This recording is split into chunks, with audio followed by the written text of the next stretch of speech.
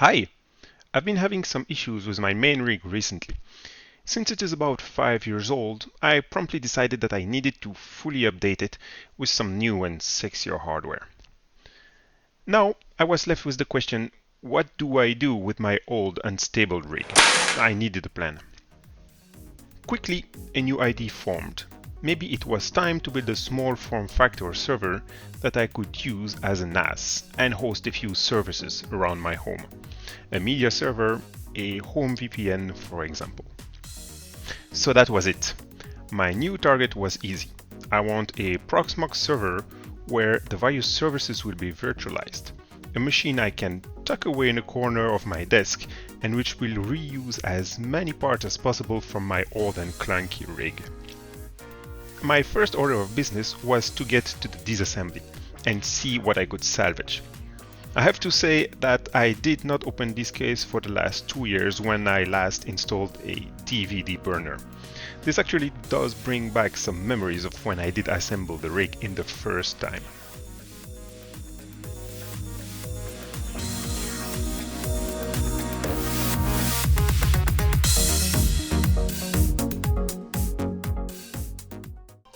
Anyway, for the server, I could reuse the CPU and its cooler. The same goes for the RAM as well as the NVMe drive. The power supply is a bit old but very reliable over the years, and all the capacitor inside look okay, so I decided to reuse it as well.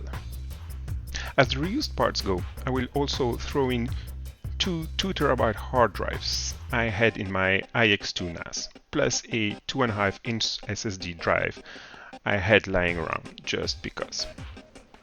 Now, I wanted a small form factor size for the server. Therefore, I could not port over the motherboard and I had to procure a new one. The same went for the case, of course. My choice ported over onto the Kolink satellite micro ATX case. This is a 16.2 liters case. It has support for mini ITX motherboards and some micro ATX motherboards up to 22.6 by 18 centimeters. Watch out for this last point if you're planning on using this case with a micro ATX motherboard, as not all of them are compatible. Beyond this, it features the ability to fit up to 4 2.5-inch drives or 2 3.5 plus 2 2.5-inch drives and can support a full-size ATX power supply. This actually fitted my needs perfectly. According to the manufacturer, the case also features support for a 2-slot graphics cards up to 280mm in length and has 2 USB 3.0 ports and front audio IOs. Given it is a server I planned to build, these last features were not driving my decisions. The CPU I am porting over is an Intel i7 6700K. It boasts 4 cores and 8 threads. This is nothing to write home about in 2021, but given the target use case, I believe it will perform nicely. To host this CPU, my choice went onto the ASUS H110M-R Micro ATX motherboard. It is cheap and features the LGA 1151 socket and the 100th series chipset, which means it supports the CPU. It also has 4 SATA ports running at 6 gigabits per second. This was perfect to plug in all the drives, and support DDR4 memories, which allowed me to reuse my Corsair LPX Vengeance 32GB kit with no issues whatsoever. The one downside of this motherboard is that it does not support M.2 drives, but for the price I cannot complain. To address this shortcoming, I purchased a PCIe to M.2 adapter board from Conceptronic. I had never heard of them before. The model is an Emric 2-in-1 M.2 SSD PCIe adapter. This adapter allowed me to connect on one side a M.2 SATA drive and on the other side my M.2 NVMe drive directly to the 4X PCI lanes. The M.2 SATA drive I used is a small, inexpensive 120GB drive that I plan on using as the boot drive for the Proxmox server. The M.2 NVMe drive, on the other hand, is a drive I ported from my previous rig. It is a 512GB Samsung 950 Pro. The plan here is to use this drive to store the various virtual machine ISOs, as I am expecting this drive to be the most responsive of all the drives. While we are talking about mass storage, the true drives that will be used for the NAS are Samsung 2TB drives.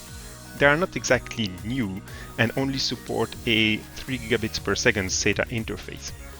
They will, however, do nicely for the phase-in period of this little server. The plan is to upgrade them to newer drives once things are configured, stable, and under control. All of this is powered by a used 700 watt Fortran Aurum power supply. Moving on to the build now. I started with a motherboard, fitted the RAM, CPU, its cooler. The cooler is a Noctua NHU12S. It is a 15.8 cm height cooler. The Kolink case can fit a CPU cooler with a height of up to 16.5, which sounds perfect for my use case, but not if you plan on installing 3.5-inch drives on top, as the case prescribes. Installing the power supply in the case was a breeze. The full-size ATX supply fits nicely, but this is where breezy and easy stopped. As expected, the I/O shield caused me a bit of a headache. The fit of the Asus motherboard is tight between the I/O shield and the power supply. I had to reseat the motherboard once, since some of the tabs of the I/O shield had the great idea of fitting themselves inside the rear connectors. Of course, I discovered this after I had built the whole system for the first time, which meant I had to disassemble it fully in order to fix this. In retrospect, it is probably a good idea to install the motherboard before the power supply and after having removed the pre-installed rear find that Kolink provides. This would give a much greater range of movements to install the motherboard without scraping everything. In this Kolink case, the 3.5-inch drive location is on top of the case, over the motherboard and the power supply. Of course, I ran into some clearance issues between the CPU cooler and the drives. In order to fix this, I had to push the drive assembly further towards the front of the case and screw the drive assembly in an unintended location. It fits, but still the drives are pushing uncomfortably onto the CPU cooler.